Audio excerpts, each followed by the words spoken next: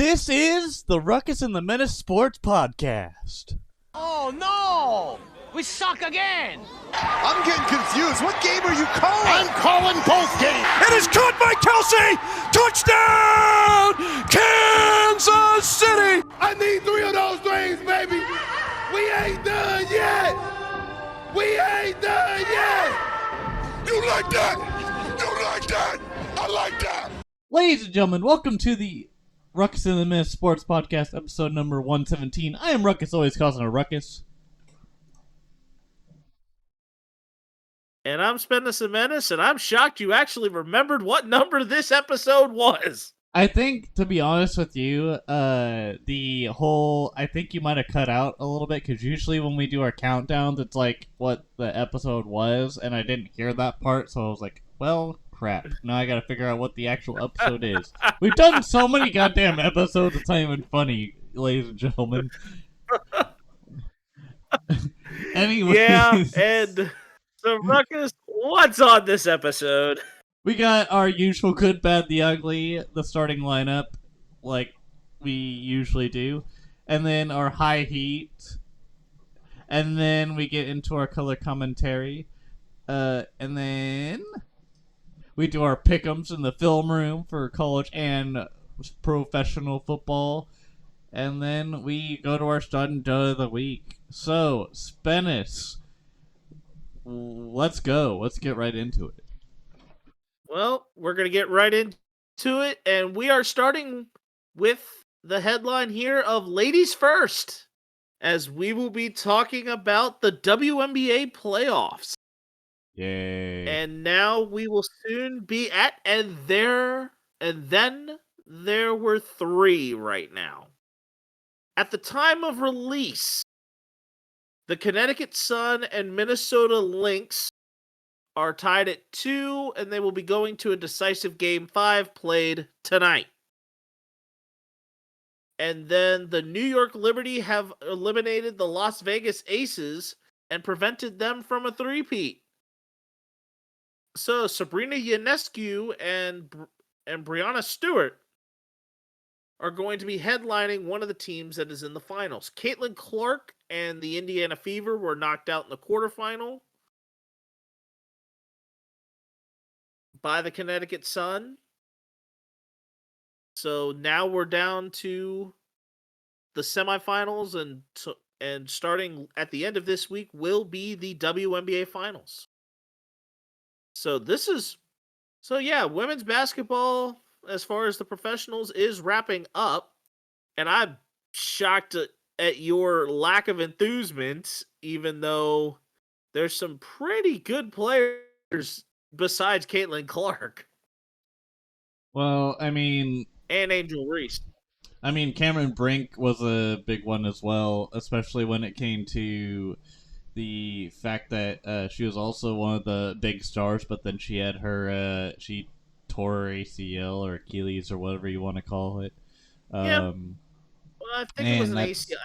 I think in her case it was an ACL, and she is also the god sister of Stephen Curry.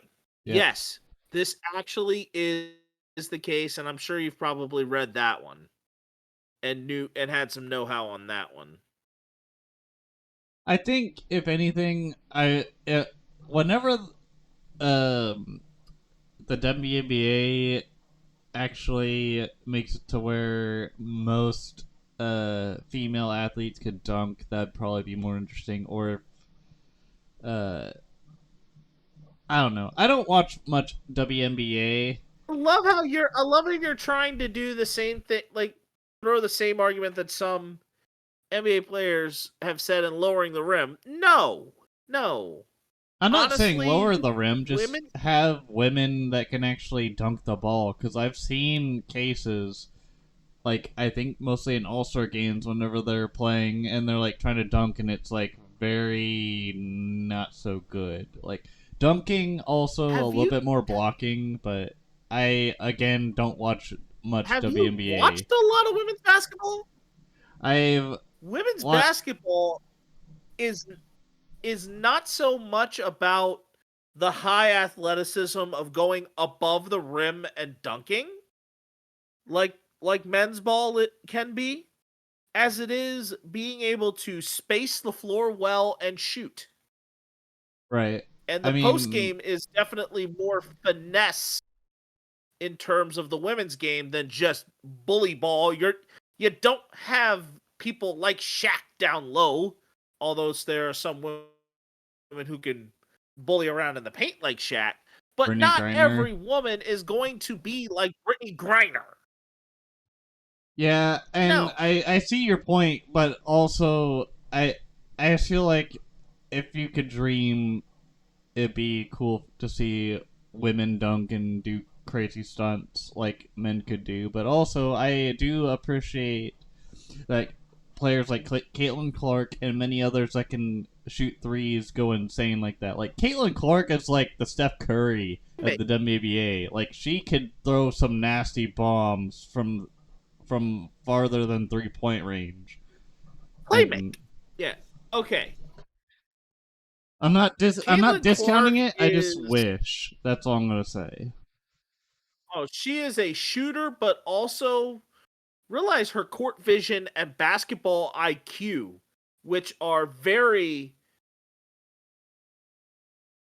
which I'm going to be honest with you, American men's basketball has been so very emphasized on athleticism that that's the reason why all the international players are coming in and doing so well in the NBA, because the international players do more basketball IQ related things.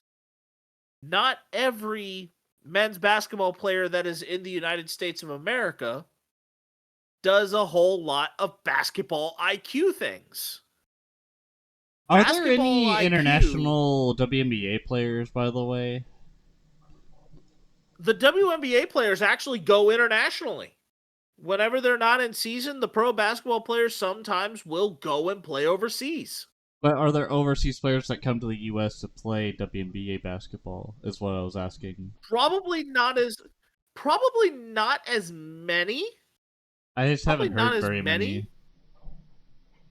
Yeah, there's not very many that come over, because I don't believe that American women's basketball, though it is as talented as can be, American women's basketball has not had as many international players transplant themselves over and cement the game. The game has been very well rostered by American players.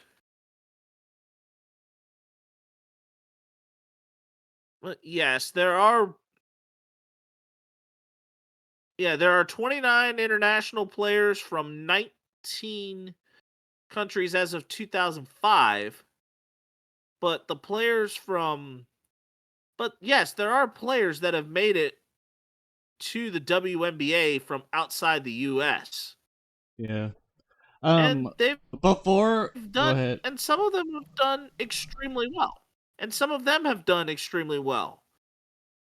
I mean, you've got some rookies in there with Cardoso from Brazil.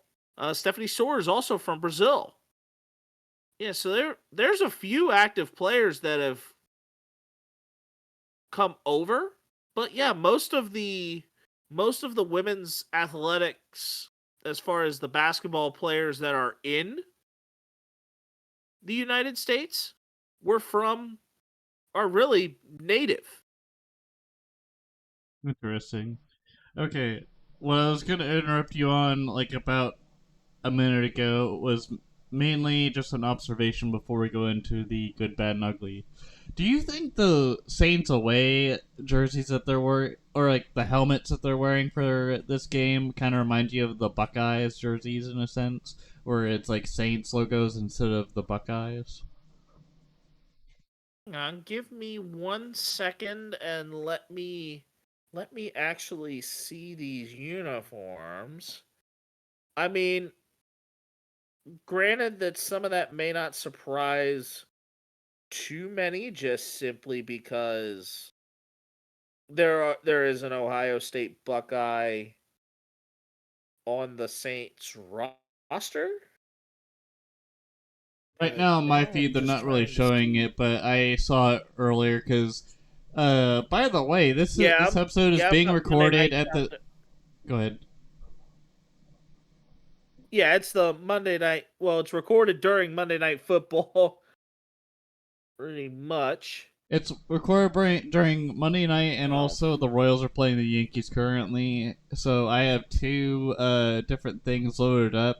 So I might be silent during certain aspects of the podcast, but I don't think that really matters at the moment because I'm focused on the podcast, but also just kind of looking at both broadcasts at the same time. So it shouldn't be that big of an issue, but I'm just letting you guys know in case you're wondering. Yep.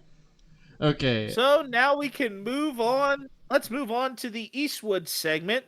The good, the bad, and the ugly, and that tumbleweed may roll. Yes, sir. Whoa. All right. What is good in sports this week, Mr. Spennis? Oh. Okay, now I'm seeing what you're talking about with that alternate, I think they're wearing the alternate helmet today with the black base helmet with the gold fleur-de-lis. Yes. That's what I was talking about. It doesn't look bad. I think it looks pretty It's not the worst good. thing in the world. It just reminds me of the Buckeyes. But anyways, what is good in sports this week, Mr. Spennis? In the words of Sketch, special teams, special players, special plays. As special teamers, making special plays is the good for this week. There were 2 field goals blocked and returned for touchdowns this week. One of them in the 49ers game and one of them in the Giants game. The Giants game, one actually sealed the victory for the Giants over the Seattle Seahawks. And the 49ers game, it pushed the Niners way ahead, but they blew a lead. But I gotta say this. The special teams, we talk so much about offense and defense in football. So if there's any opportunity that we have to give recognition to special teams, we got to do it. And this to me is the perfect time to do it. Yes, sir. I believe so. I feel like special teams has what was. Yeah, you can go ahead and finish your thought. Then we can move on to the what was not so good. I think special teams in general is a very underappreciated role. It's kind of like being a pitcher or a catcher in baseball. It's more of it's like a thankless role. Like you do it because you either have to or you want to help the team in more ways rather than none. The setup, man. Like you're not the starter that's generally going to be recognized for the win. You're not a reliever that may be able to recognize itself, but you are also not the relief pitcher that's getting all the saves like a closer. Right. A setup, man. But yep, the not so good this week. Good old Devontae Adams and his saga of leaving Viva Las Vegas. He was like, yeah, I think the situation's getting a little better, and I don't think I really want to trade it. But then he goes, you know what? Things in Las Vegas are kind of shit right now, and and they went left. You know what sounds really good right now? I want to trade to, a place. Maybe the Jets. Well, we'll just see where the cards play, because I'm like playing a really bad game of blackjack, and the only reason I was here in the first place is because Derek Carr was going to be the quarterback, and now he's not here, so it's kind of like a, what? I don't know, but I'll play for you. But shit, I was really only here because Green Bay didn't pay me shit to keep playing for them and Aaron Rodgers. And then we saw what happened with Rodgers. Shit. Is that pretty accurate? Well, the only thing that I really think you probably could have added to that was talking about having a Taco Bell in your own house. Well, I mean, Taco Bell in your own house is kind of. I would rather have a McDonald's in my own house. Goddamn, I'd rather have a McDonald's in my own house because of the fries, so that I could have unlimited McDonald's fries. Just saying, Devontae Adams with the Taco Bell. Well, I mean, if you like going into your own bathroom to poop and poop in peace, sure. But I don't know. That's the only drawback I see with Taco Bell. But anyways, But yeah, Devontae Adams and his salary cap hit is the toughest piece.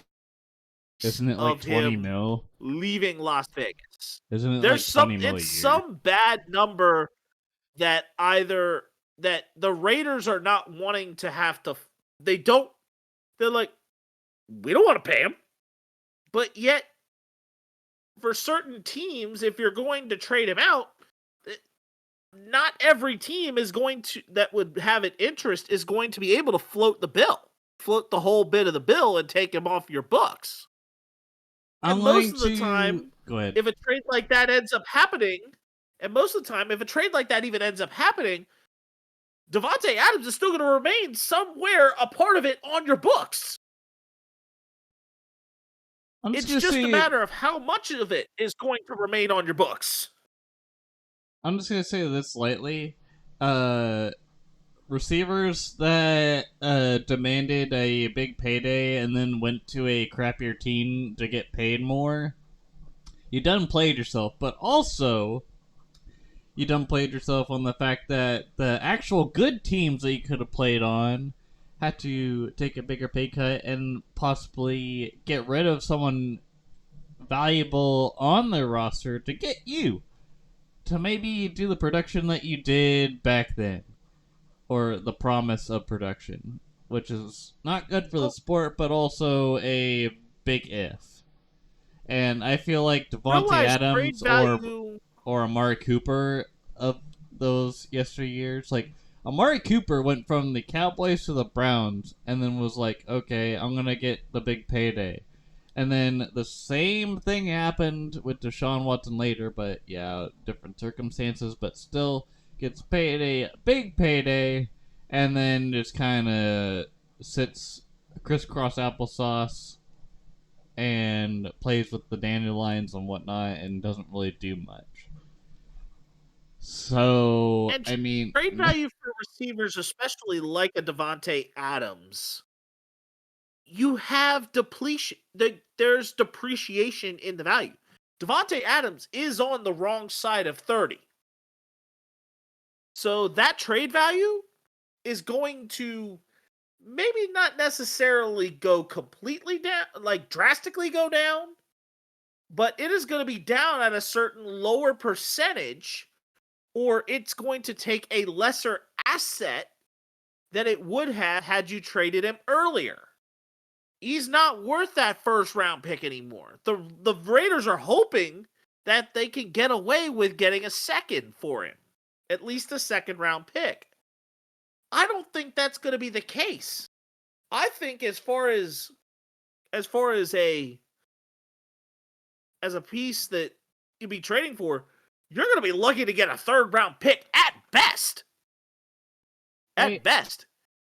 And I'm trying not to Steiner math the whole thing. I think here's the thing, because I've seen a lot of trade rumors about Amari Cooper becoming a Chief or Devontae Adams becoming a Chief, but the only way those two, maybe even one of them, decide that they're going to become a Kansas City Chief is if they trade a big key piece that would lower the cap or the price hike, so to speak, of gaining a player like Devontae Adams. And I don't think Brett Veach would even consider it.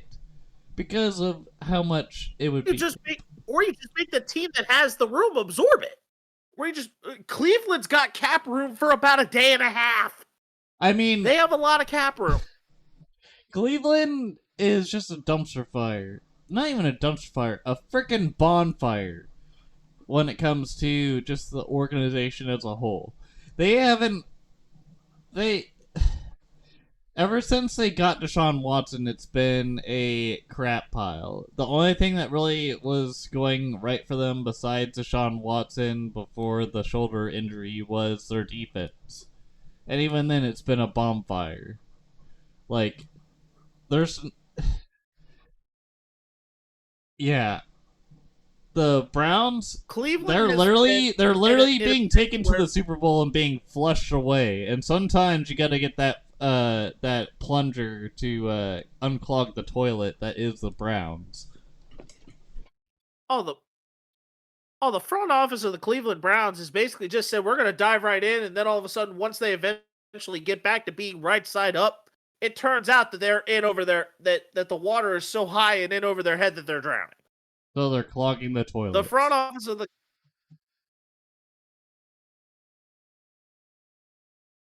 They're using all the TP. that was and not where I was.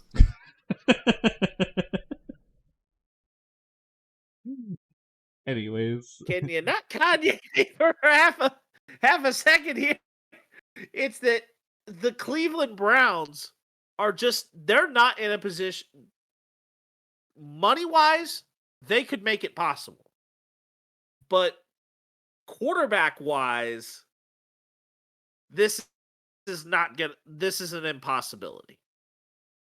As they probably are going to have a higher likelihood of saying, "Hey, we want to ship our top receiver away."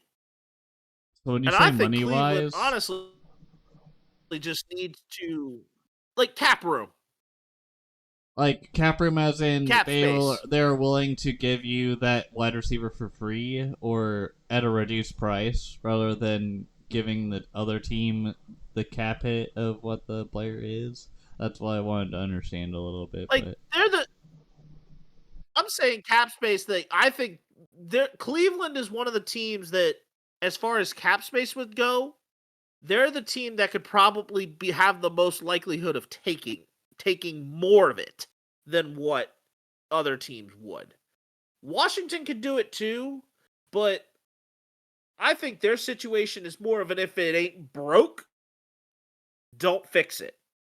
They've got everything kind of going in the right direction, and trying to add Devontae Adams, though it would add another veteran leader to the wide receiver room.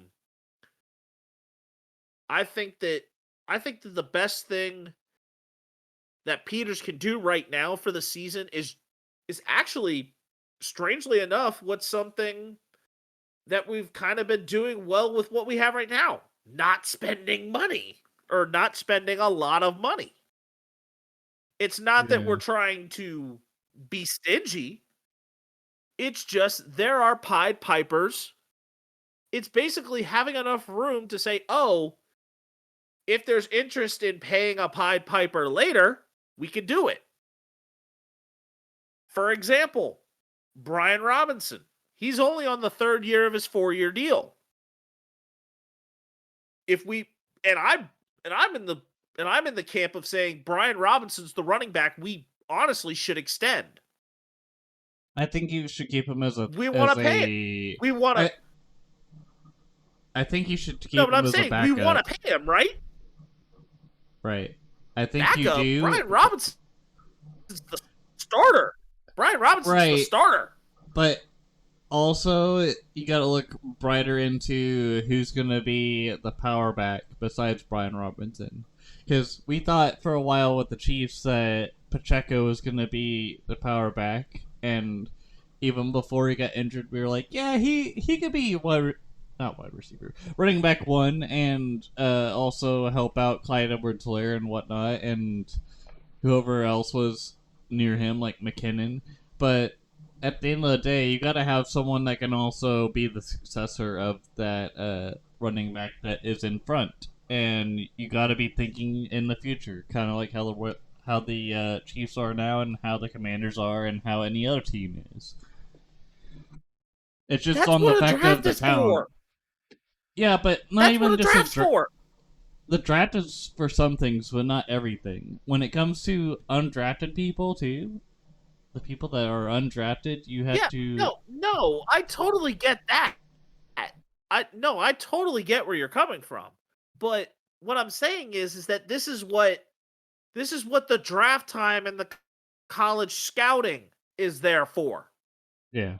That is more so in place to try and build forward, like to kind of set potential frameworks for what is ahead, like to scout ahead. Like that's recon, that you're bringing information in to say, hey, this is what's in there.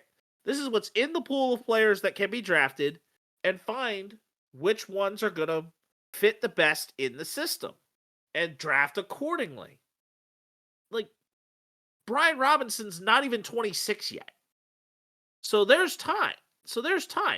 Plus the extension doesn't necessarily have to be a huge extension by any means. I'm Yeah. not saying that you're not thinking ahead. I'm saying that Brian Robinson has shown that he is worth the extension that is possible. Yeah, Brian Robinson is only 25 and he is the youngest out of the 3 backs in the starting rotation of lineup. He's the youngest out of them. Yeah. So yes, we need to build around that eventually, but Eckler was brought in as a mentor. And he's been pretty damn good, McNichols is an too. older back that has shown. Yeah. We brought him on for a reason. Like there's the best part about what Adam Peters has done for the Commanders, and I'm saying this now, but I know that I'm going to say it again here later, is that every single piece of what Adam Peters did to develop this system for Dan Quinn was purposeful. It may not have been splashy, but it had a substance and purpose. And we are seeing this payoff. Let's move on to the downright ugly.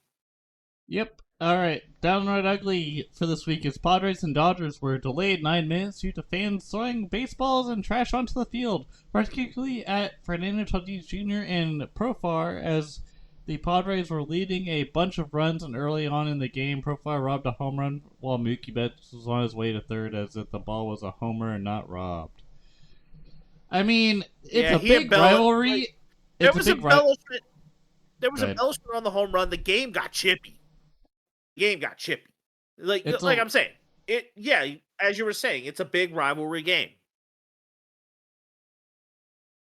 But there's no excuse for it either.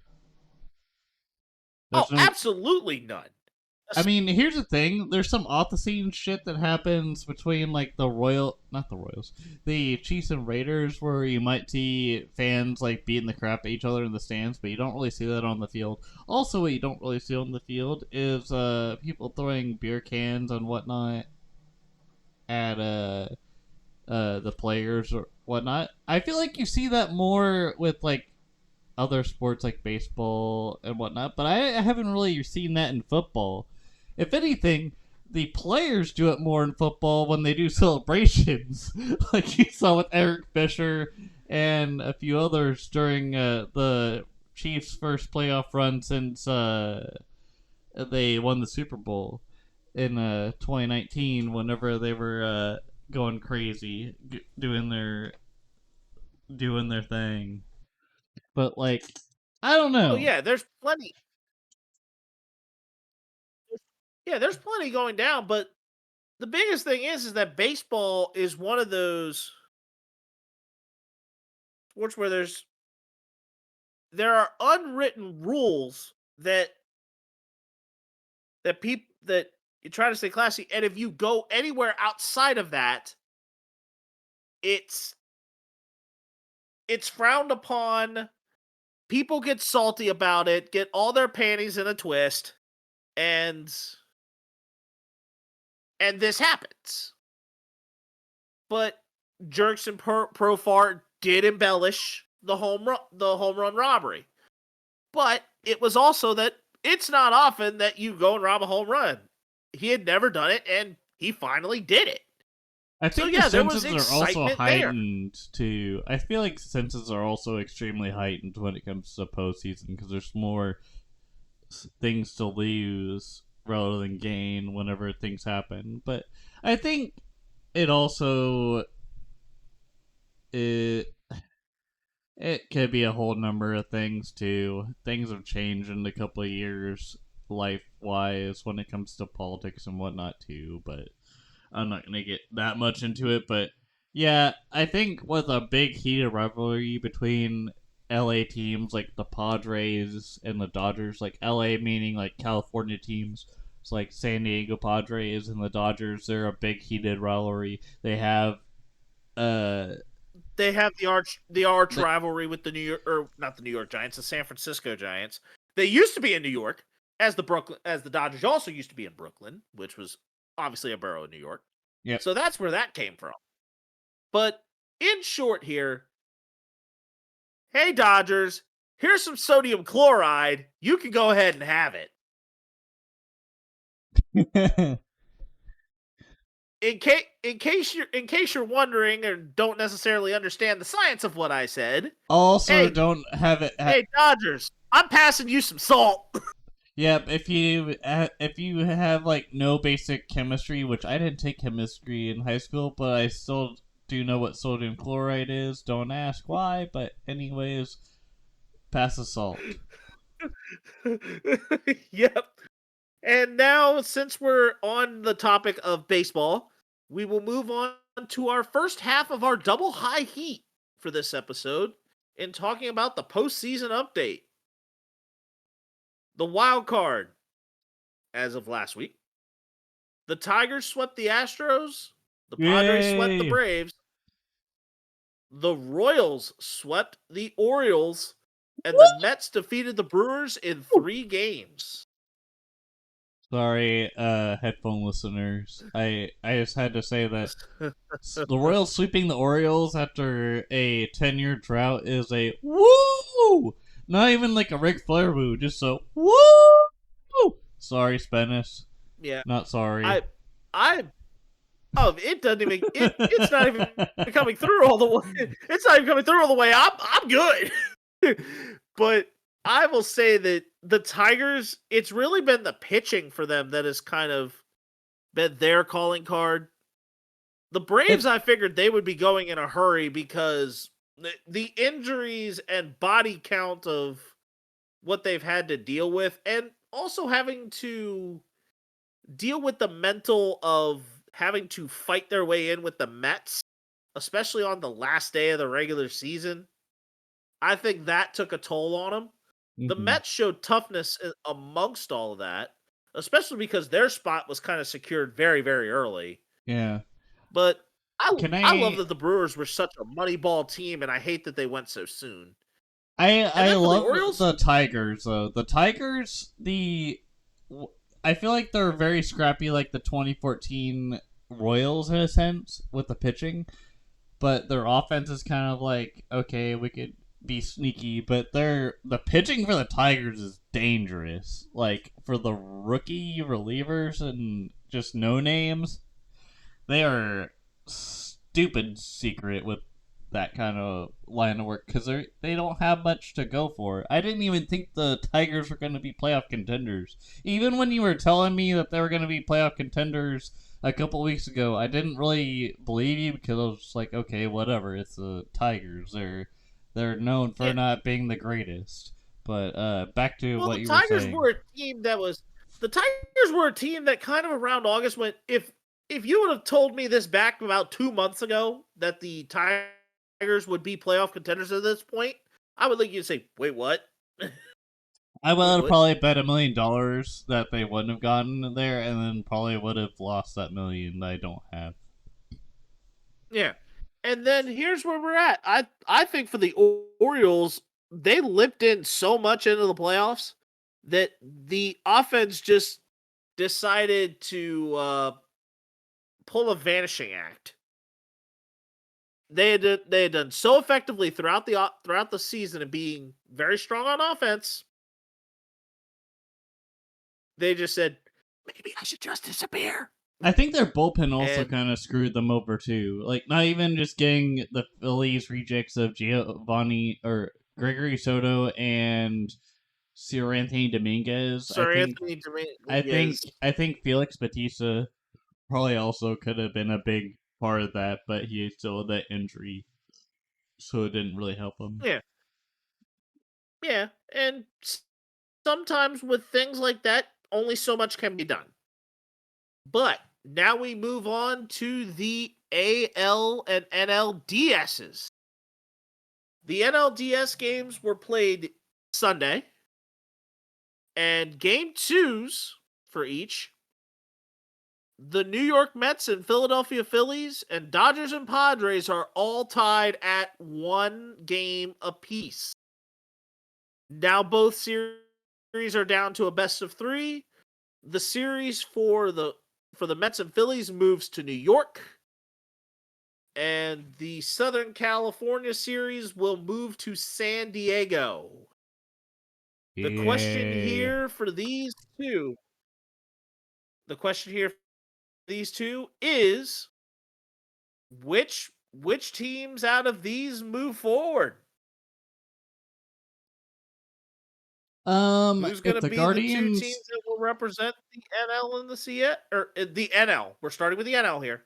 All right. I'm going to shift gears to the AL here later. We're just talking the NL right now. I think if anything, if the Padres can keep their production up and Machado can keep going, for sure, maybe the Padres. But I think the Dodgers have this in a chokehold because even Freddie Freeman, who has a bad ankle, was playing like he wasn't really that hurt. He was literally stealing bases out here, for crying out loud. Him and Ohtani are a good 1-2 punch with the rest of the crew. I think the Dodgers take out the Padres. And then as far as Mets and Phillies... I think they listed Freddie Freeman as a day-to-day. And then I'm hoping for the Padres. Go ahead.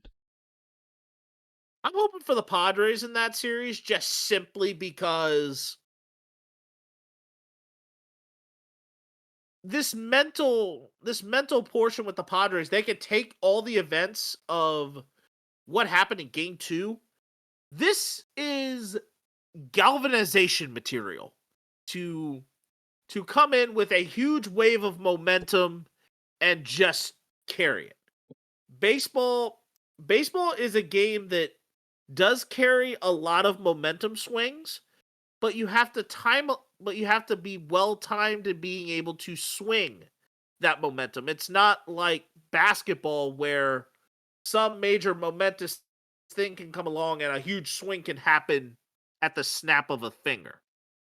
Baseball, it's a lot slower than that. But if the Padres can use this, galvanize, and get a good spark early against the Dodgers, especially in game 3, for such a time as this, I think the Padres could start a fire and catch fire and roll the Dodgers out as quickly as 4 games. Emphasis on the word as quickly.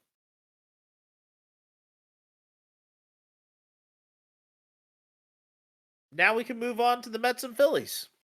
Yeah, while you were talking about that, Brian Cook intercepted Derek Carr in the Monday Night Football game. The Royals, as far as they're going, runners on first and second with a 2-1 count for Bobby Witt. For me, with the Mets and Phillies, I think if the Mets keep pulling, if they're on their own bullshit, they'll get a win somehow. Phillies, they just need to make sure that their relievers don't give up the runs like they did in the first game or the second game, because good God. That second game with Nola, I believe, was the pitcher, and then they're like, okay, we'll bring it to the bullpen, no big deal. And then they screwed the pooch, so to speak. So I think if the Mets, if you could control the Mets from doing what they do, I think Phillies will win the series. But if the Mets are still on their bullshit, like they were game 2, I think the Mets will probably find some ways. But who knows? This series is good enough to go the distance. Whoever is winning this series, it does not necessarily matter who. They are winning this one in 5 games. The Phillies are the one team, I think, in this postseason that says, starting, especially on the NL side, that starting rotations matter. Starting rotation matters. The Mets, not so much. But the Phillies, it definitely does. And if the Phillies starters can hold up better than Francisco Lindor's back, the Phillies will win the series in 5. And I think that if Bohm does not struggle, I think the Phillies can win this one even sooner. But I am going to say Phillies will win this one, but it's going to take all 5 to do it. I think if the Padres ultimately win the series in all 5, it wouldn't surprise me either. I think that both of those series have the capability of going the distance. Do they go for speed? That was not necessarily where I was looking at that per se. That was He's not going the that was distance. Anyways. Yeah. But now we talk the Guardians and the Tigers, which was played earlier today. The Detroit Tigers, even the series at 1, defeating Cleveland 3-0. How do we see this series kind of shaping out now that it's going to be a best of 3? One word. If that's even a word. I don't know what to tell you. It's a gigantic turd when it comes to both teams. Either the Guardians are going to show up or the Tigers are going to show up, but I feel like the Tigers, if their pitching can be consistent and their offense can also stay consistent, they'll probably kick the Guardians' ass. Because the Guardians are kind of a joke. Because when it comes to their bullpen, it could be night or day difference, but at the same time, their offense is kind of stale. As stale as leaving out some Cocoa Puffs for 6 months after opening the bag and then never eating them ever. Like, come on. That's how I feel about that. In a novel concept between these two teams, if you really look at it for both of their histories, to the baseball fan that has no bias against them, sorry, Ruckus, in this case, you don't count. I'm not saying it in a bias. I just think they How both can you suck. No, but I'm saying that because you have a bias toward the Royals, this opinion here, everything that I'm saying here, this is what you don't believe. Like, I am saying this as a complete outside of where your bubble is. You've got this bubble. You're here. I'm sitting over here because my team is actually out. So I can just say, Cleveland hasn't won a series since the 40s. How can you not root for that because Cleveland have made the World Series at least a couple times within the last 20 years, but in both instances, they lost. How can you not root for the Tigers, who haven't won in a while and are kind of the biggest underdog in the postseason right now? Because they still How suck. can you not?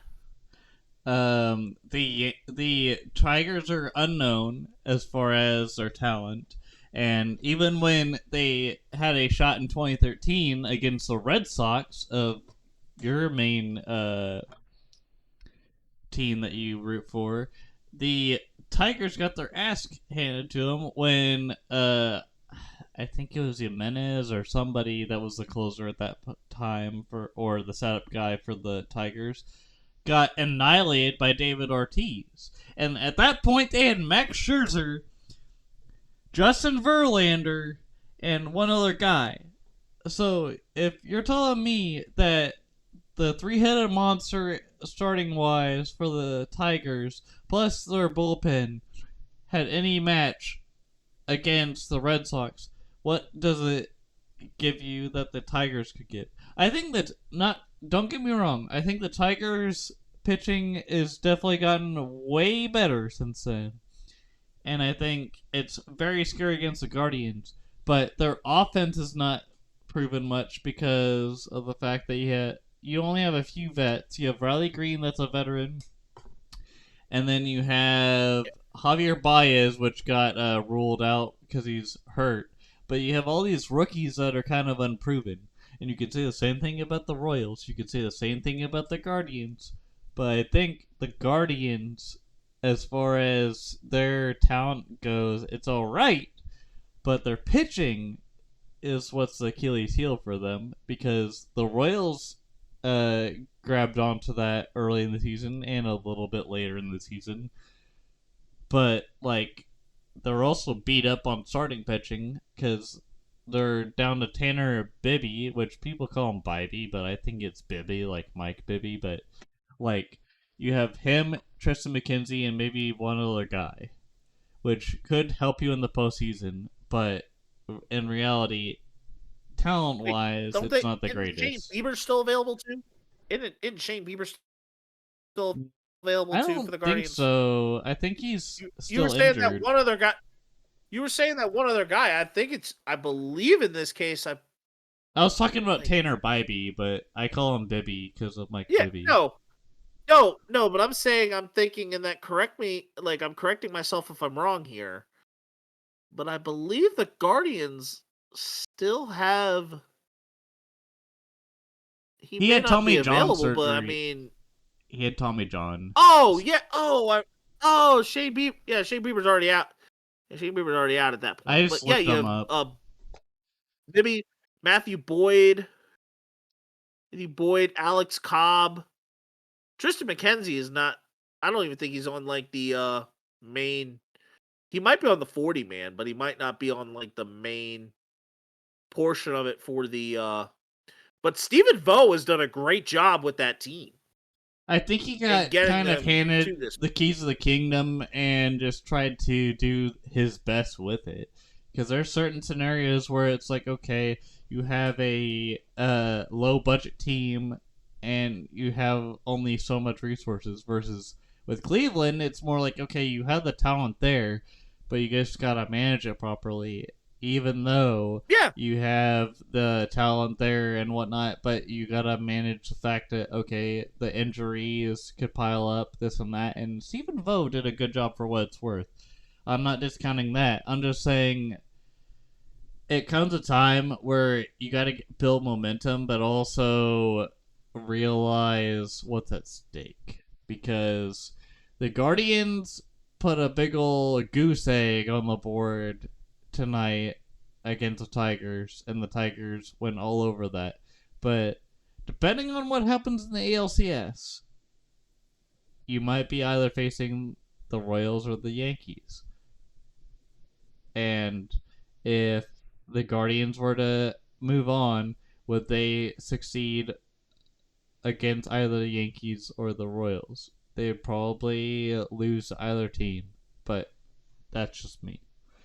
Realize that this game today, was won in the 9th inning. All 3 of Detroit's runs came in the 9th. So Emmanuel Clase has shown a small little hole in what they've had. But yeah, Their you're gonna bullpen have- has still you're struggled, going to have- though. Yeah, you're going to have games like that. I'm not ruling any of that out along the way.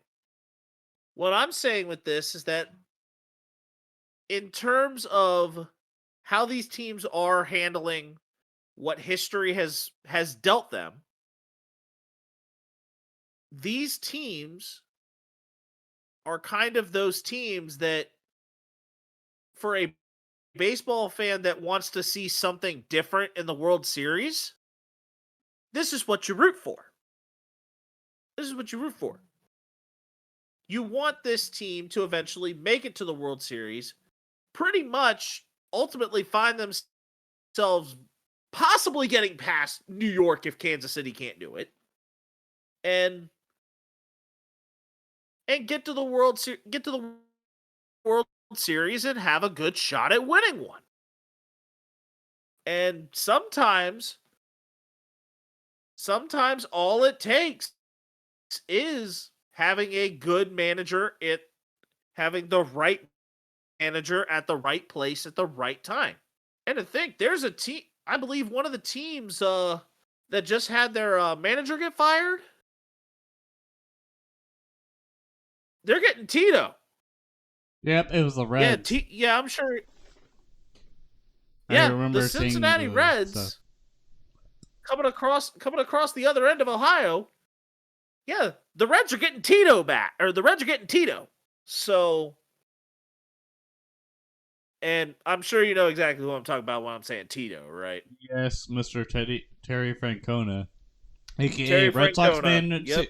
aka Red Sox manager, aka Indians manager, aka Guardians manager. Yeah. And also with that, also consider that his time in Boston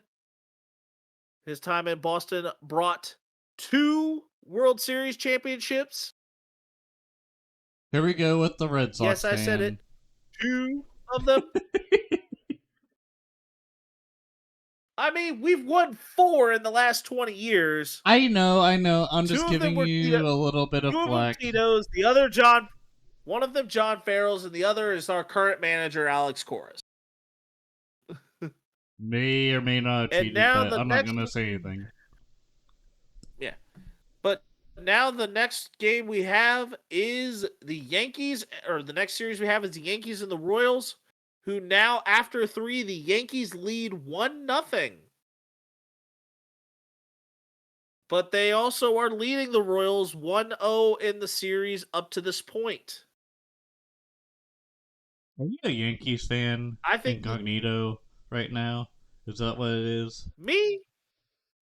No. I am saying this, that Soto and Judge have just had a history of owning Royals pitching. Granted that Giancarlo Stanton was the one who brought in the RBI. And it was a 2-out RBI on top of that. But I think I would love to, as much as I would love to see the Royals make it, I think the Yankees have just shown that the buying that they've done throughout this whole stretch has made them very, very tough to beat. I think that the Royals will probably make it through. It's just a matter of how they do it. Because the first game of... It's going to take all 5 games to do it. That first game was a bit rough on the edges, but we almost could have won it if it wasn't for those meddling kids and the bullpen for the Royals. But here we are. I think we can still beat them, but it just takes a matter of grit to do so. Yeah, it's going to take all 5 games to do it. Otherwise, the Yankees are winning this one in likely 3 or 4. And I'm going to lean toward 4 to be on the safe side.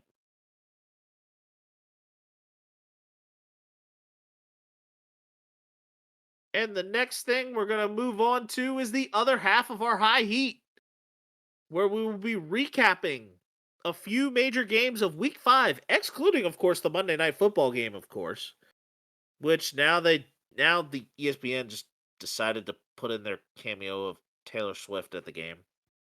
Oh, hush. Hush, hush, hush, hush, hush, hush. It's okay. Oh, it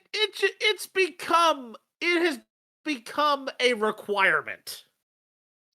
Not really even a requirement. It's more just so, oh, hey, here's Taylor Swift. That's how I see it. If you're gonna have an issue with Taylor Swift being cameoed, then, like, you should have seen the cameos of other celebrities that have come in for other things other than Taylor Swift. Oh, I don't think. No, I'm saying no, but I'm saying that it's one thing to say, oh, here's this person at one game.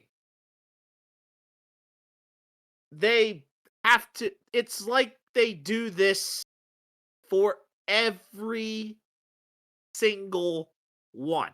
I'm sorry. The Swifties are a cult. It is a cult. It is not a cult. I think Yes, you it just is. I think you just need to chill. I think that's the problem. Is you need to chill and take a deep breath and not worry about it. Because I don't even think about it as a normal fan of the game. I think of it as like, okay, whatever. Like, I don't think of it too much. For you, you're probably more overloaded and probably like, why the F is this person being talked about all the time in the media? To me, I see that as cool. She's in the media, whatever. I don't even think twice about it. Like, I might be biased or whatever because Kelsey is dating her, but I don't give a shit at the end of the day. No, I understand that.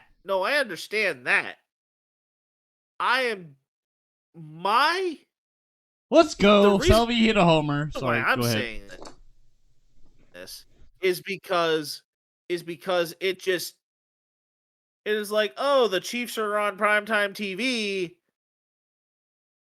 They know they're gonna be there. It's like as if you have to. It's like as if it almost. It's like, have you ever like done one of those things where it's like, oh, there's a bingo card, and this is one of the things that's on it. It's like they're mandatorily trying to have that go in there, just like as if it's a free space on a bingo card.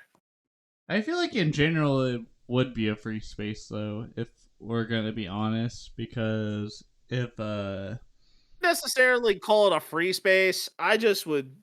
It's not necessarily like the freest space on a bingo card. If your teammate's actually doing really good at what he does, and it turns out that he's dating some superstar athlete or whatever, or a superstar in the performing arts or whatnot, and it also is a coincidence of, oh hey, like, they're very famous, then really I don't give a shit. Because, like, here's the thing. What if Chris Humphries versus Kim Kardashian? Okay. Chris Humphries was a player that was playing in the NBA. Kim Kardashian was a person that acted in a adult film that got famous, and Chris Humphries was a very mildly decent basketball player. Kim Kardashian was more known for being beautiful and whatever. I feel like at that point that's kind of like like whatever, no one cares kind of scenario. I feel like the senses are definitely heightened. I'm not going to discount that, but personally, I don't care. It's more of like a high school romance kind of thing, and if they want to love each other, let them love each other. And if the media covers it more, they're gonna cover it no matter what. Yeah, I I'm just not don't in understand the disagreement hate. there. I don't understand the hate of it. Is what I'm trying to say. And I'm not hating, and I'm not necessarily hating on it. I just am in that sense of I'm just in the sense of like ho hum, this is there. Can we focus on what we're really here for? I understand having that celebrity cameo every now and again. I'm sorry, Spanish, but football and any other sport is boring to the average commentator that is paid probably either not the greatest or not paid in their mind enough to actually give a shit about the game at hand. They're just kind of there to commentate and talk, so they're kind of giving their own station the middle finger at that point. So that's probably why. Yeah.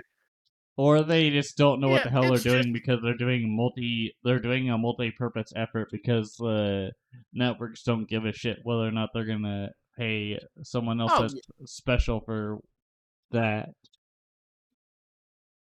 oh yeah, but I'm saying like yeah, I'm okay with just your standard Taylor Swift cameo. Maybe one, two, you kind of spot there. Oh, Travis makes a big play. Taylor Swift's there, and I think that you kind of have that, but it's like oh, they'll have it for like I would say keep it like moderated a little bit is where just my head's at Good because luck with honestly the. Good luck with that. if I'm here watching a football game I would almost rather like I am it's like I'm watching a football game for the football and and I and it's just me being a little more of like emblazoned and impassioned about the game itself. And yeah, it's like yeah, you can kind of see and yes, I do understand the elements that come along with it. But I don't need it shoved down like to the perpetuity that it is. I mean, this is the reason why the Chiefs have so many primetime games and games on major network TVs because of this high profile thing. Besides the fact that they you're are not going about to to deny go that for a three-peat. second.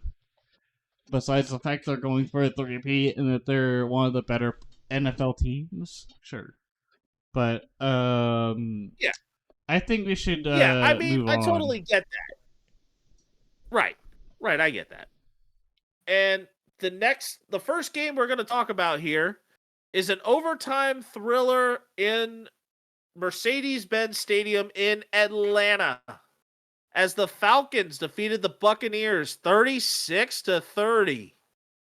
And the question here is, are we in for another Renaissance type season for Kirko Chains similar to the 2022 Minnesota Vikings? Here's what I think about the cargo chain situation. As long as he stays healthy and as long as his weapons stay healthy, this is gonna continue on. No matter if it's a nail biter or a renaissance of what Kirko Change was in 2022. You've got younger guys, you've got healthier guys, and you've got the talent to do so with Kirko Chains. And even if Kirko Chains goes down, it might be a little bit of an adjustment. Yeah, I believe that Kirk Cousins is a talented quarterback. He is actually going to make... And the Falcons are starting to come together. So yes, Drake London is going to become more relevant. Kyle Pitts is going to have relevance. Finally. Darnell Mooney getting out of Chicago and having the opportunity to play well in Atlanta. I think Bijan can thrive under the Kirk Cousins system of offense. And the play style that Kirk Cousins likes to bring to the table.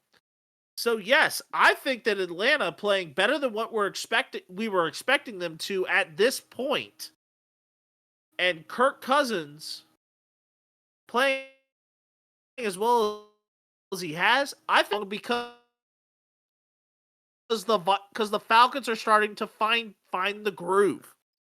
They're finding the groove of what works. And Kevin O'Connell did a great job with Kirk Cousins in Minnesota because Kevin O'Connell also had the know-how of what Kirk Cousins could bring to the table because of his time in Washington. So yes, there were things that were going well for Kirk Cousins prior to the injury. Kirk Cousins is back now. This allows Michael Penix Jr. some time to learn under Kirk Cousins, and I think Atlanta could, especially if Penix can do well, have this be almost like an Aaron Rodgers, Jordan Love, or a Brett Favre, Aaron Rodgers situation.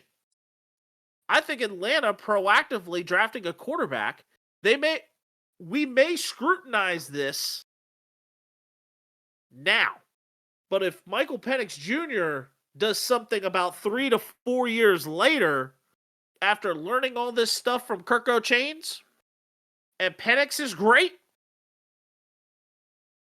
Atlanta, the Arthur Blank's going to be looking at us saying, who's laughing now?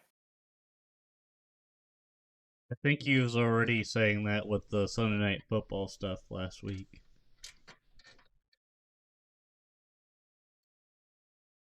What do you mean? The fact that he gave out free beverages to fans. Well, Arthur, For Atlanta is known for having reasonably priced concessions at their stadiums, and Arthur Blank is a very consumer, he doesn't do stuff that screws over the consumer. Right, but he gave free things to fans for that game. That's my point. You usually don't do that in an NFL standpoint. Yeah, you usually don't. But if Arthur Blank can foot the bill, and fans can be appreciative of that, and then find opportunities to be successful and have the Atlanta Falcons be successful because of it, more power to him. I'm not hating on that. I'm just saying that Arthur Blank, as an owner, he's an old guy, but he's that old guy that actually is he's the kind grandfather that does care about, that shows that he cares in providing, but at the same time, he's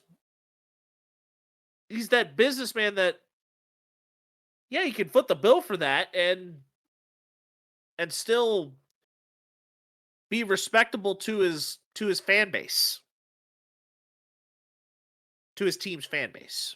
Not every owner can do that. And I would say not just any owner can do that. Cough, cough, Dan Schneider, cough, cough. Oh, Dan Snyder would have never have done it. And that's just because Dan Snyder was basically the Eugene Krabs of the NFL. Yes, I said that. He was Eugene Krabs with a Napoleon complex. Shut up now. Next game. Vikings, Vikings Jets. 23, Jets 17. Yep. And the question here is it time for the New York Jets to start their reconnaissance and pursuit for a possible successor to Aaron Rodgers?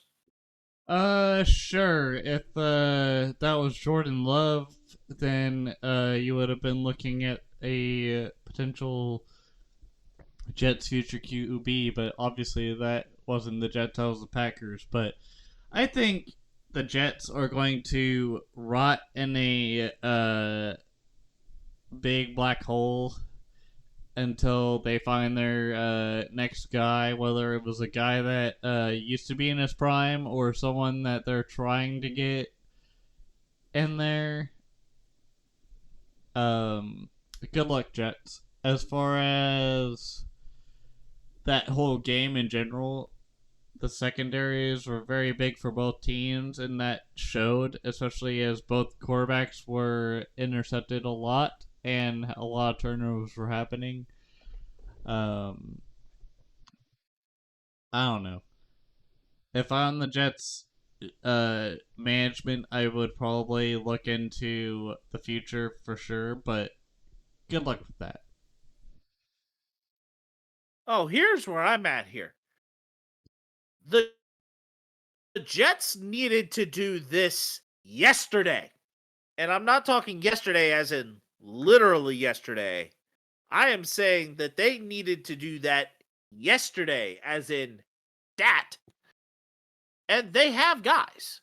And they have guys that can do it. Granted, older guys, as both of the potential younger quarterbacks they have are 24. But at the same time, I think the Jets really need to do some soul searching and start looking for a potential future franchise quarterback. You have the good receiver to throw the ball to in Garrett Wilson. You have a good number one. You have a good running back in the backfield. And actually, you've got two running backs in the backfield that can kind of work in tandem to be effective. You have a tight end in Tyler Conklin he can hit. You've got somewhat of an offensive lineman that can do some protection. You have a defense that has some good talent, but I think needs a new voice on the defensive side and really a head coaching change, because I think Robert Saleh is going to get fired. I think I've got him on Black Monday watch right now. It doesn't matter who you put in as a head coach, it's going to be a dumpster fire. You gotta start from a back to basics standpoint, and Saleh's not it, but I don't think I feel like no matter who you put in, it's going to be a crapshoot. This is the same thing that's... Oh, yeah. It's not going to be something like the Chiefs or something like any other team. It's going to be a full-on, like, cleanse. Like, you're literally going to be in a sauna dealing with that. It's like the biggest thing I'm saying with this is that, yes, is this going to take a while? Yes. Aaron Rodgers needed to hang it up. Absolutely. He probably should have never even played this season. He probably should have just hung it up.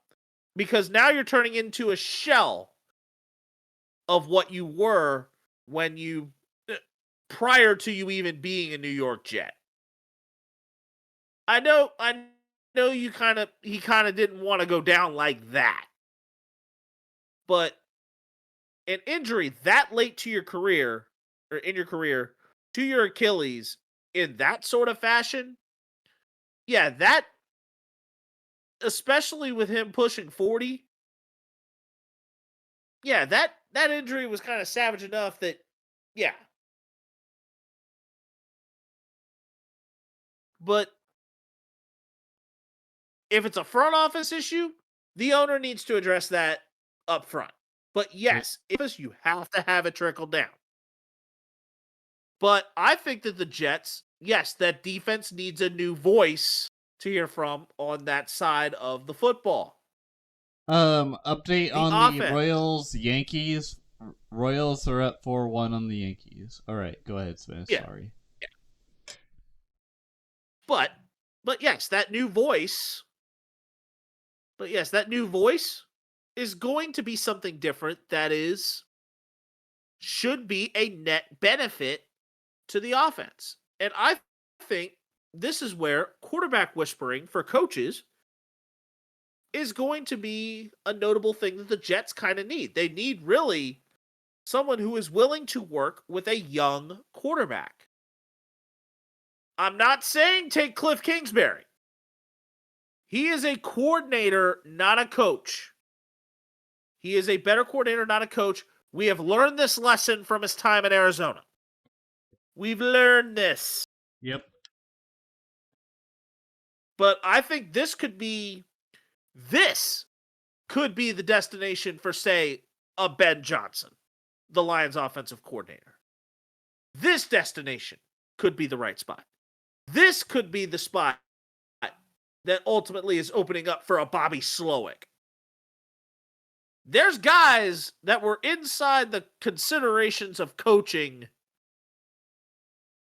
that turned down interviews for other places. And now this could have the potential of opening up. If this opens up,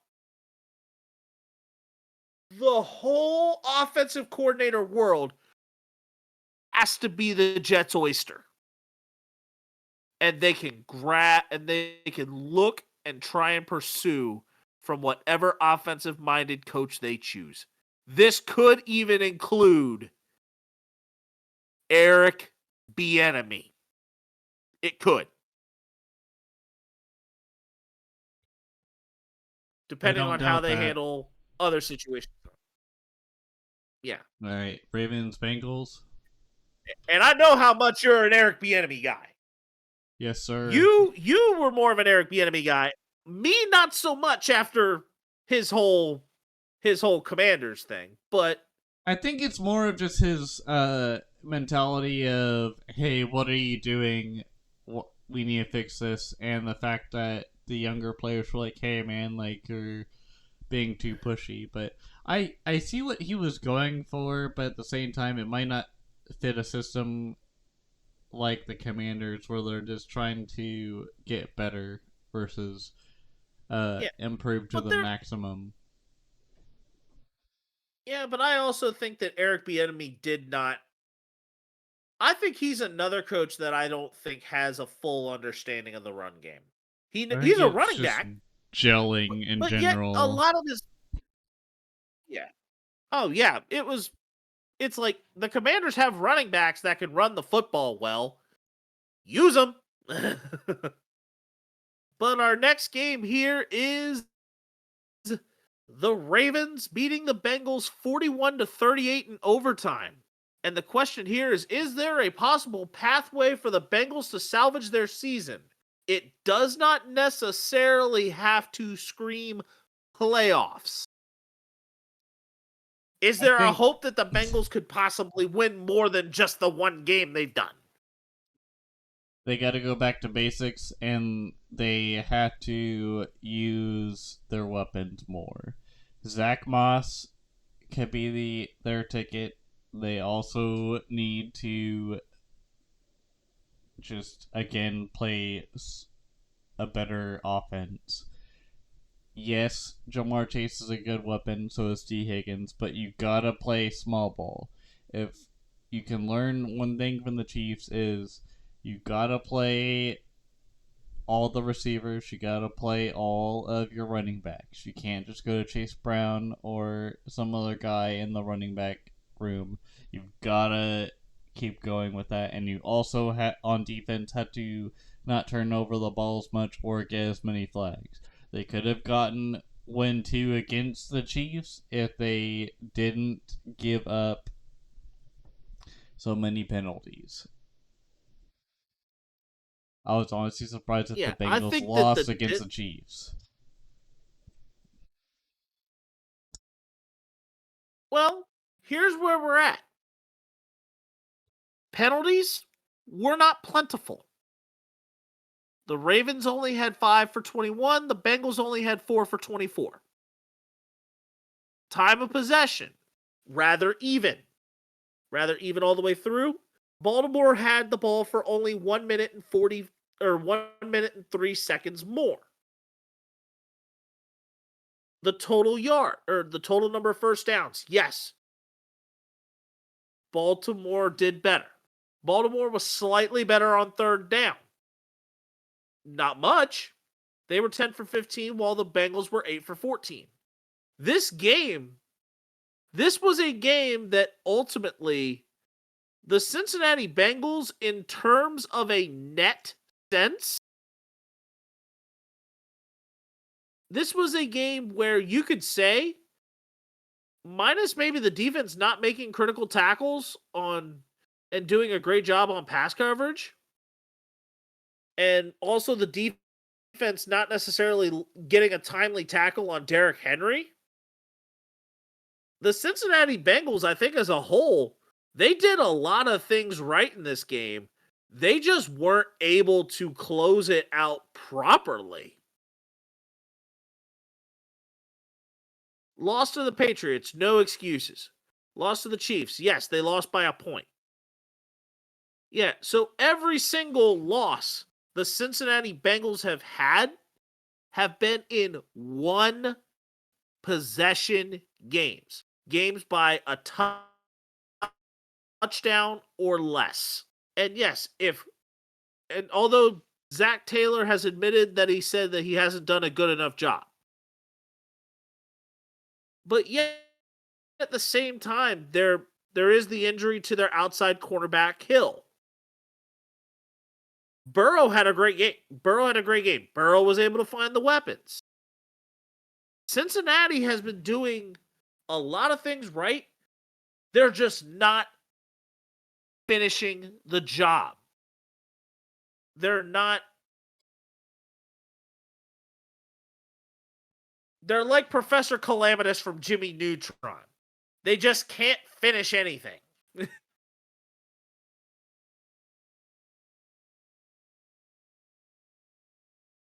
Yes, the Cincinnati Bengals, I think, are a better team than what their record shows. And I believe that their next 2 games, the Cincinnati Bengals will win them both. They will win both of their next 2 games. On the road against the Giants and on the road against the Browns. The Eagles, it is a crapshoot. They should beat the Raiders. And then they have a rematch with Baltimore on Amazon Prime. If they can get to that Ravens matchup at 4-5, their schedule kind of takes a very interesting downward swing that makes it very interesting. After they go through the Ravens, they have the Chargers, the Steelers, the Cowboys, the Titans, the Browns, the Broncos, and the Steelers. Cincinnati could be one of those teams that I think the bad start really hurt them. But I think they are far from truly out of playoff contention, or at least potentially maybe being a borderline wildcard team. Mm-hmm. So yes, I believe there is a possible pathway. They just gotta find a horseshoe and have a little bit of the bad break start to go their way. Maybe not a horseshoe, a rabbit's foot. Some sort of that. I just think there are certain things that the breaks are just not going Cincinnati's way. It could be a lack of discipline. Could be lack of discipline in certain areas, but every single loss has been by less than a touchdown. or a touchdown or less. So can't necessarily complain too much. All right. What's our next one? And we should probably cut it down a little bit. Jaguars 37, Colts 34. Have the Jaguars found a way out of the depths of their slump? I think, in a sense, I think for yes. me, in the words of Lee Corso, the biggest thing I can say right now is not so fast, my friend. I think that they've gotten themselves out of what the current doldrums have brought their way. And they have a decent, you have a little 50-50 possibility next game with the Chicago Bears. Then you have the Patriots. But I think the schedule for the Jaguars is just brutal at this coming stretch. And by brutal, you have the Bears and the Patriots. Okay. But after the Patriots game, you have the Packers, the Eagles, the Vikings, the Lions, the Texans. That 5-game stretch there, I think the Jacksonville Jaguars could lose all of them. Could lose absolutely every single one of them.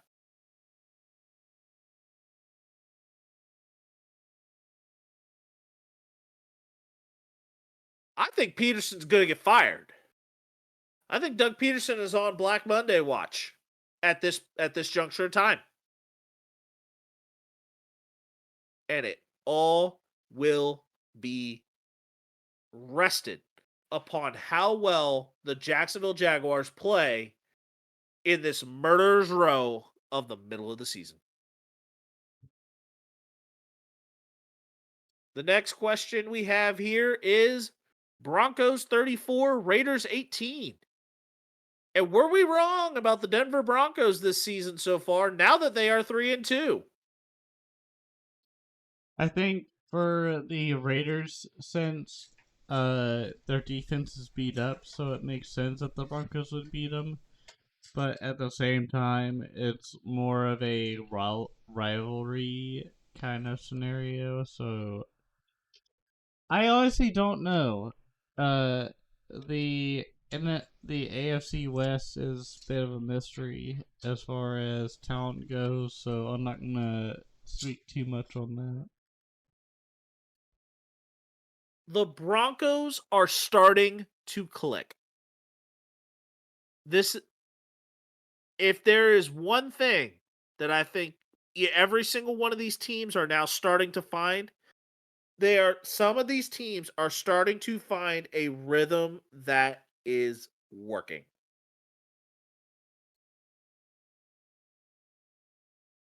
And the Denver Broncos are no different.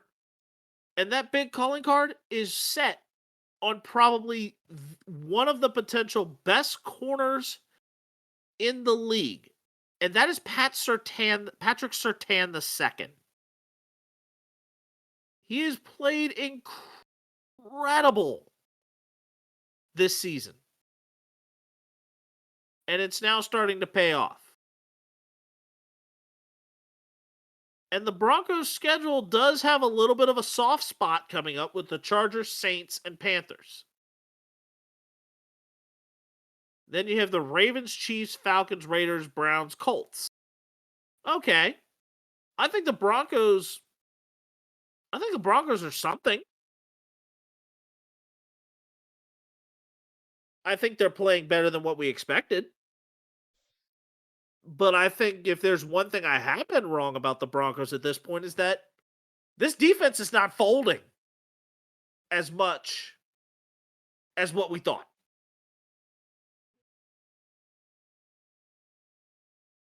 And the last question here is the Cardinals. 24, 49ers 23. Is it time for the 49ers to hit the panic button? Nope, because of the fact that they have shown in the past that even if their main weapons are injured for a short period of time, that they will come back and thrive and help the 49ers. As long as the whole offensive unit is not injured all at the same time for the rest of the season. So my answer is I say I don't think no. they hit the panic button. I say no, but if it starts to get worse, it may be time. Their hand could probably rest on the glass, but it's not necessarily the time to break it. Like, you can have it ready, but I don't think you're hitting it yet. They have Seattle. They have Seattle coming up on Amazon Prime. Then you have Kansas City. 10 days to prepare for that. Then you have Dallas at prime time, Tampa Bay, Seattle. San Francisco seldom has a slouch on their schedule coming up within the next 5 to 6 weeks. This is where the rubber's got to meet the road. And Christian McCaffrey is going to need to come back sooner rather than later at this point to all of a sudden have a little bit more of that panic button, or like kind of have like the heat and the stress of what this is bringing kind of just cool down just a little bit more. I think that help is on the way, but I think there's got to be almost an urgency to eventually have it come soon. We now will move on to the color commentary as a little bit of a bounce off. And the question here is contender pretender. And the first team we will talk about here is the Pittsburgh Steelers. The Steelers are currently sitting at 3-2. They lead the AFC North, but have also lost their last 2 games by 3 points to the Colts and the Cowboys. Are they a contender or a pretender? The Cowboys. Okay, I think. Okay, the first one's the Cowboys, correct? No, the first one's the Pittsburgh Steelers. Okay. I think the Steelers, as far as the most part, they're contenders. As long as their offense holds up with Justin Fields or whoever goes there. I think their defense is gonna help hold them more often than not. I think their defense is their ultimate calling card for a lot of different things. I think that the offense is not quite stable and successful enough to garnish the potential of making the playoffs and really pushing for something deep here. I'm going to say pretender on the Pittsburgh Steelers for now. The second team we're talking about here is the Buffalo Bills. They are 3-2 and currently lead the AFC East. They are another team like Pittsburgh who has lost their last 2 games. Granted that their last 2 games they lost were the Ravens and the Texans. Their next 3 are the Jets, Titans, and Seahawks before having another rematch with Miami. Are the Buffalo Bills at this moment contenders or pretenders? I would say they're pretenders in the sense of their defense is just not what it used to be, obviously, because they had to turn down the budget of their defense because of the fact that it was super high on the cap space of the team. And also they have a younger offense that isn't as experienced. So I'm going to say they're a pretender. Decision making. The situation that the Bills were in that ultimately led to them going 3-and-out and punting with that much time remaining, granted that the game was already tied, showed that I think that the Bills were trying to get a little greedy against the Texans. I think that this stretch coming up is a little softer for the Bills at the moment, because you have the Jets, the Titans, the Seahawks are not a slouch, and the Dolphins are not quite healthy either. Granted that they are without Von Miller for right now due to a suspension. But I think the Bills at this particular moment in time, I am safely going to say contenders. But if McDermott keeps making bad decisions that shoot the Bills in the foot, this could very well flip the other way. The Minnesota Vikings are the next team we are talking about here. The Vikings are undefeated right now. But their next 5 games are the Lions, Rams, Colts, Jaguars, Titans. An undefeated team. A defense that has been re-energized by Brian Flores, and Sam Darnold having a renaissance season, or kind of having really his first breakout season that he's really truly had in his entire career. Are the Vikings contenders or pretenders? I think the Vikings could be contenders as long as the offense stays healthy and the defense stays even more healthy, because it feels like the defense has carried for the most part, even though Donald and the offense has done very well. I think both parts need to do well, but I think the defense needs to do better than the offense to keep things alive. I don't think you have anything too crazy going on here. There's a potential for TJ Hawkinson to return soon. So that is going to give Minnesota another potential weapon that gives them opportunity. It gives them opportunity, especially when TJ Hawkinson is able to come back into truly the full swing of things. The Vikings defense has been solid. Brian Flores has done a great job with it. I think it's going to take time for TJ to be acclimated, though, too. Oh, no. I mean, it's a Kevin O'Connell offense, and I don't think really so much that Minnesota's offense has necessarily changed. It's more so just the physical. It's more so the physical side that I think, like, kind of knocked the cobwebs off physically for TJ Hawkinson. But I'm going to say that the Vikings are contenders just simply because they are playing extremely good football. And now we have the Washington Commanders as our next team. The Commanders have shocked the entire NFC East as they currently are sitting 4-1. They've won their last 4. But their next 5 are the Ravens, Panthers, Bears, Giants, and Steelers before going into Philly in prime time on Amazon Prime, and then Dallas just before Thanksgiving. Are the Commanders at this point contenders or pretenders?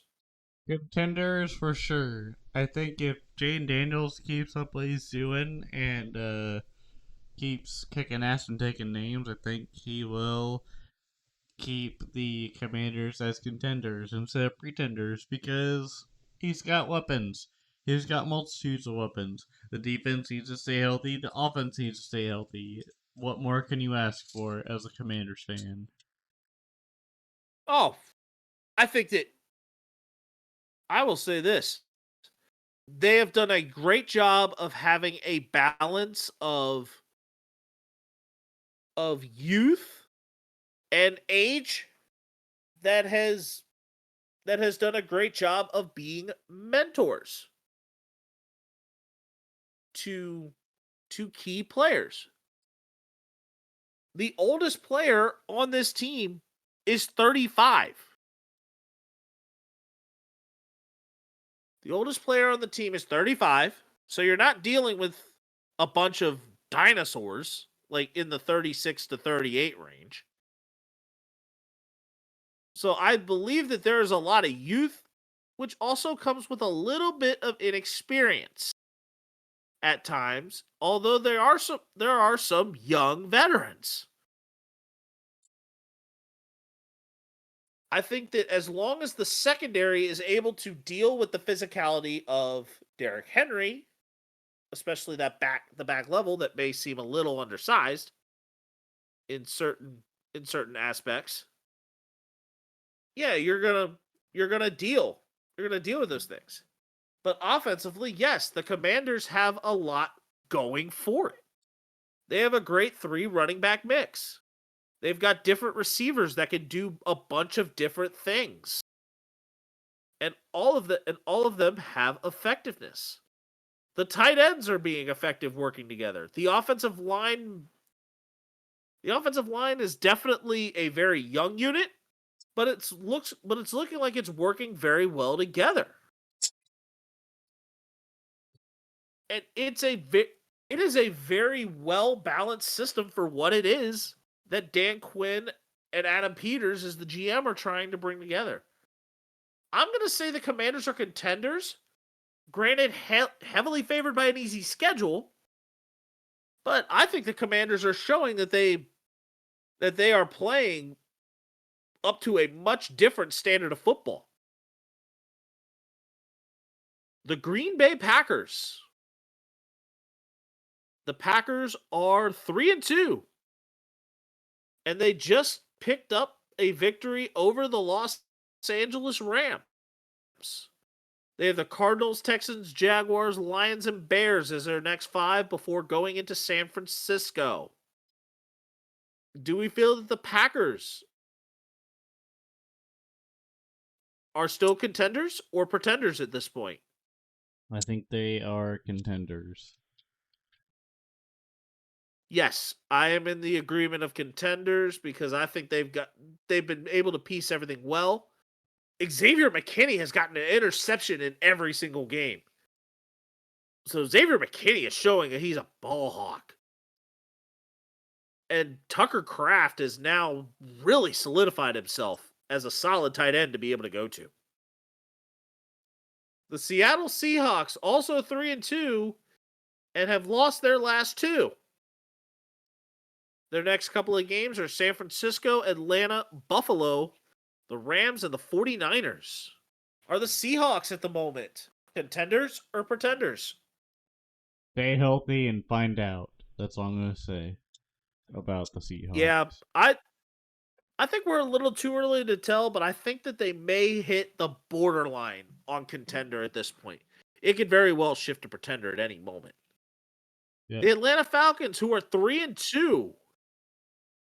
The 3-2 Atlanta Falcons, who have won their last 2 against the Saints and Buccaneers. They take on the Panthers next, followed by the Seahawks, their second matchup with the Bucs, and the Cowboys. Are the Falcons here contenders or pretenders? I think they can contend, mainly just off of the chemistry between Kirk Cousins and his wide receivers. Oh, absolutely. Absolutely. And this Atlanta Falcons defense is kind of underrated. Kind of underrated for what it's doing. I mean, you got AJ Terrell as a pretty good shutdown corner, like a really good corner. Then you've got 2 good safeties in Justin Simmons and Jesse Bates. And then you've got the guy whose body is built by Taco Bell and Matthew Judon down a little lower in the linebacking core. And you still have Grady Jarrett as a defensive end. So they've got a bunch of different pieces that are doing very well. And Younghoe Koo has shown that he has become one of the best kickers in the league. So there is all sorts of different things that, in a real sense, the Falcons look pretty good. I'm going to say contender for now. The Tampa Bay Buccaneers are the next team. They just lost to the Falcons, and they currently sit at 3-2. Their next games are the Saints, Ravens, and Falcons before facing the Chiefs. Do we feel that the Bucks are contenders or pretenders? I think the Bucks will definitely be contenders as long as their team stays healthy enough. I think they can be a low-key contender. They're actually doing pretty well for themselves, and Baker Mayfield is still a very solid team. There's a solid quarterback to lead this team. And last but not least, the Dallas Cowboys. We gotta bring it up. They're 3-2, and they've just won their last two against the Giants and the Steelers. But their next two are the Lions and 49ers. Then they have the Falcons, Eagles, and Texans before taking on the Washington Commanders at Northwest Stadium. But they've been dealing with a bunch of injuries. Are the Dallas Cowboys contenders or pretenders? Okay, here we go. I think the Cowboys are pretenders because I pretended to be like Dak Prescott there for a second, and I think in the long run the Cowboys are probably going to go down a slippery slope.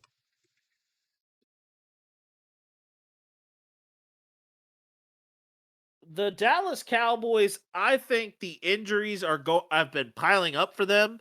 It all depends on how quickly they return. But the Dallas Cowboys are still an accident waiting to happen. As if the accident has not, as they always shall be. We still have score. We still have the Saints Chiefs game to be scored. And approaching halftime, it is 10-7 in favor of the favor of the Chiefs. And Derek Carr launched. Like, he threw a nice little yeet to Rashid Shaheed for a big touchdown. And the Kansas City Royals are still leading 4-1 in the top of the sixth. But it is now time to predict the games we have for this week in the film room. Starting with college football. For 1 point, we have Cal versus Pitt. I am picking California. I am taking the Cal Berkeley Golden Bears. For 2 points, Iowa State versus WVU. West Virginia, Counting Mama, take me home, country roads. West Virginia. As much as I would love to pick WVU in this game, Iowa State is ranked. Rocco Becht, the quarterback, I'm sure he has to have known at least some familiarity of what Morgantown brought because of his father. I'm taking the Iowa State Cyclones here in this one. For 3 points, Ole Miss and LSU, as they are both ranked.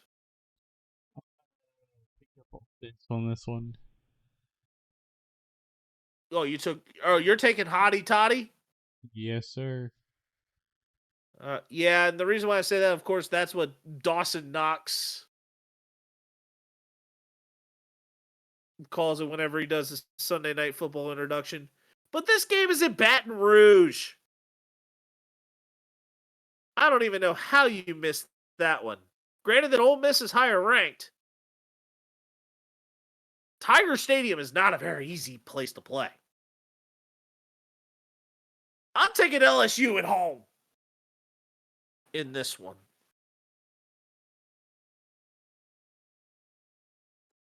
And now the next game you have is Tennessee and Florida. I'm picking Tennessee. Yep, Rocky Top all the way here. I'm taking Tennessee. And the next one here is Ohio State and Oregon. Number 2 versus number 3. It's in Oregon. 5 points I'm are up picking. for grabs. I'm picking Dylan Gabriel in the the Oregon Ducks. I initially thought I was going to go one way.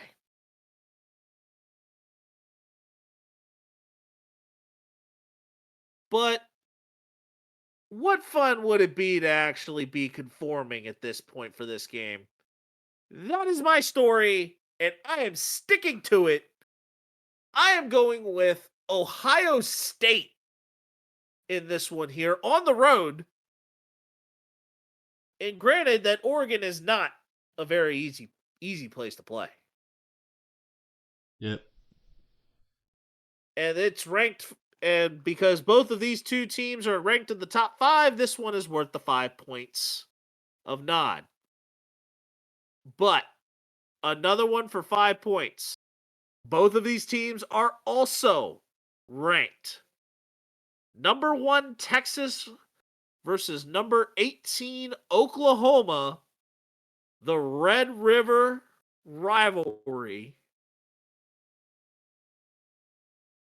And it is expected that Quinn Ewers is going to return to the starting lineup for the Longhorns. Ruckus, I apologize in got? advance, Dad, but I'm going with the Longhorns because they have a better chance with Archie Manning and company, and I feel like the Sooners.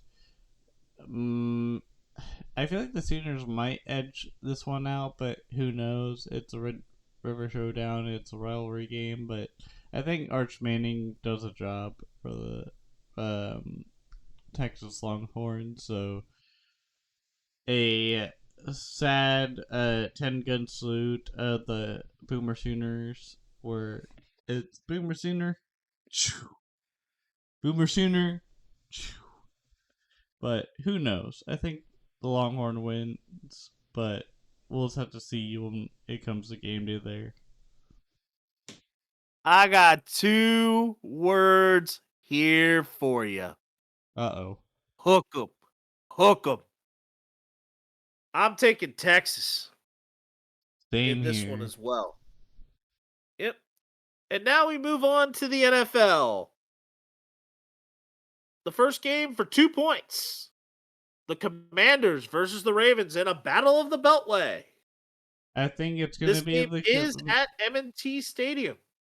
I think the Commanders command themselves against the Ravens because the Ravens don't know what the hell they're doing still, even though they have a star running back and another star running back. I think that the defense of the Commanders has kind of started to find its way to gel. And I think it goes without saying that I'm going to be very, very aggressive here and take the Commanders here. It's a very bold take, but I think Washington is capable of doing it. This is a game that I think is realistically like I could very well teeter over to the other side to kind of say like, the Ravens may take this one because Derrick Henry is a running back that still, even at his older age, gets stronger as the game goes on. For 1 point, Lions Cowboys. I'm going to pick the Lions because I think they're more coherent compared to the Cowboys as far as offense and defense goes. I think that the Lions are more complete. I'm taking Detroit. Chargers Broncos. This game is at Mile High. I think the Mile High Broncos are going to make a Mile High statement against the Chargers. So I'm going to pick Broncos. I think this is now the appropriate team for the Broncos to say, Broncos country, let's ride. It's a little Boo. better than what Russell. It is a little better than what Russell Wilson would have there. Boo. I'm taking Denver Boo. here. Broncos country, let's ride. I'm just saying that I think this is a little more of the appropriate team to do this with. There's a difference. When There's Russell levels Wilson to isn't this. there. Oh, Russell Wilson is just straight up cringe. Boo! is- That's the best thing about Russell Wilson is he is cringe, and that's why we make the meme. Boo! You booing for the wrong reason. You booing for the wrong Boo. reason. All right. And Next next one. is up the Saints and Bucks. And I'm I'm gonna taking Tampa Bay here. I'm taking the Buccaneers because Baker Mayfield does well at home, especially when he feels like he's at home. And last but not least, the Bills and Jets on Monday Night Football.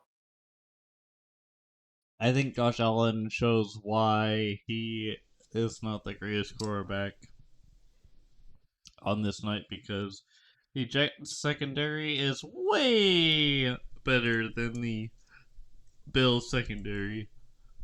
Unless this was a year ago. And even then, the Jets secondary is way better than the Bills, and the Bills are probably going to not look as good on paper. This game is at MetLife. Jets. Lose, lose, lose. I'm taking the Bills. Okay, David Ortiz, calm down. That was more so talking about the Yankees losing, but Right. I just went with the whole cadence of like Jets, Jets, but instead of Jets, it's lose, lose, lose, as in they lose. Right, and that's Take what the- Ortiz said to the Yankees. So, in a sense, the Yankees lose, lose, lose.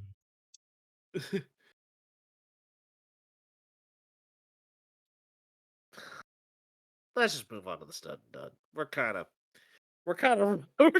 We definitely got into some very good, like, heated debate. It's now time Yes, to move sir. it along. It's been 2 hours. Alright, so my stud is going to be Otani getting his first homer in the playoffs against the Padres and being very overzealous about it.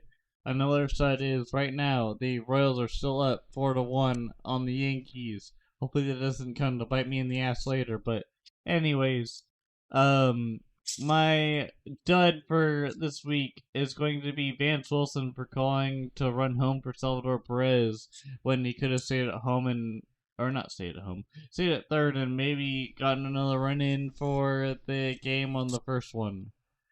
And that is my sudden dud of the week. Very Situationally Yeah. on this. Yep. Was there 2 out? I don't remember, but probably yes. Were there 2 out? Were they down by a run? And was it one of those situations where I think they're down by a run, but I don't think they were super desperate at that point because it was earlier in the game.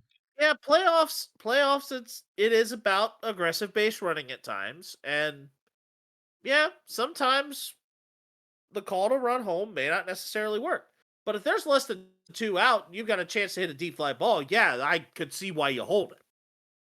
But if there's 2 out and that ball's in good enough position to say, "Oh, you can make it," oh, of course you're gonna send him.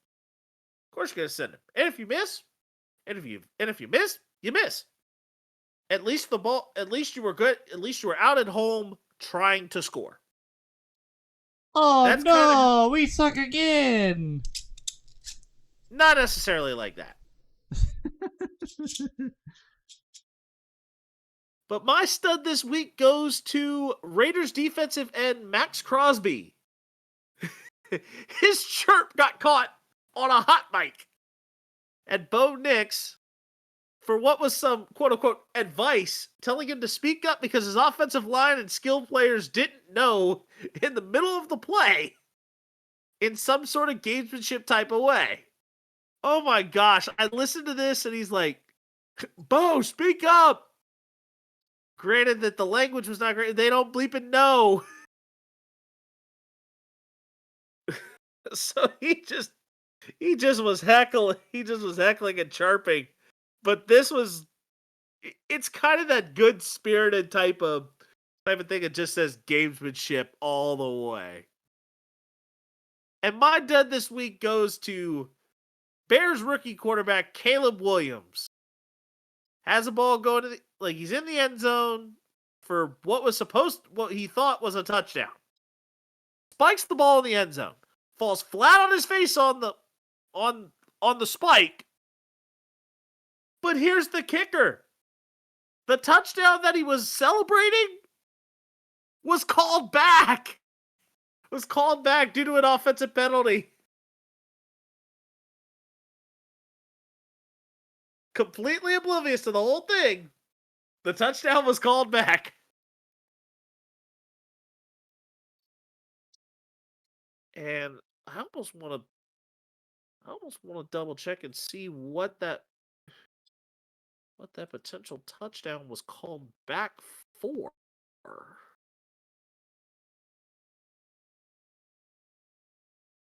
Yeah, because it very well could have been called back for a hold. Oh, yeah, it was penalty. It was nullified due to an illegal shift. It was first and goal at the 1. And Caleb Williams, I think, was celebrating a touchdown. And it was nullified due to an illegal shift.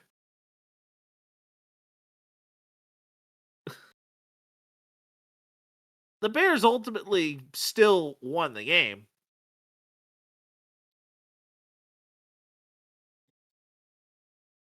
But it was far and away, I saw that spike happen and just how he fell. It was hilarious. It was just funny to watch. Ruckus, take us out. Ladies and gentlemen, thank you for listening to Ruckus and The Menace Sports Podcast. This is episode 117. I am Ruckus, always causing a ruckus. And I'm Ruckus and The Menace. And we'll see you guys in the next one. It has been 2 hours of the Ruckus and The Menace Sports Podcast for this week, and we'll see you guys later. Deuces.